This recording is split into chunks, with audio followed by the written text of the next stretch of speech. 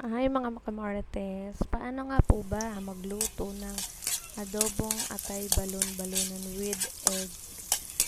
Ayan, painitin ng kawali, ilagay ang bawang, pag mapula sunod ang sibuyas. And after po nun, ilagay natin yung atay balon-balonan. Isang kutsa lang po natin siya mga kamarites. Yan, pero yan po, mga kamarites, ay pinakulaan ko na po siya sa toyo, tsaka suka with paminta. Bago ko po siya ginisa. Gisayin lang po natin siyang maigi hanggang sa medyo ma-toasted na siya sa sarili niyang mantika. Then, ilagay na natin yung boiled egg. Ayan, halo-haloin lang po, mga kamarites, po hanggang sa maluto. Magkaroon so tsaka po natin ilagay yung sabaw ng pinagkuluan ng adobo.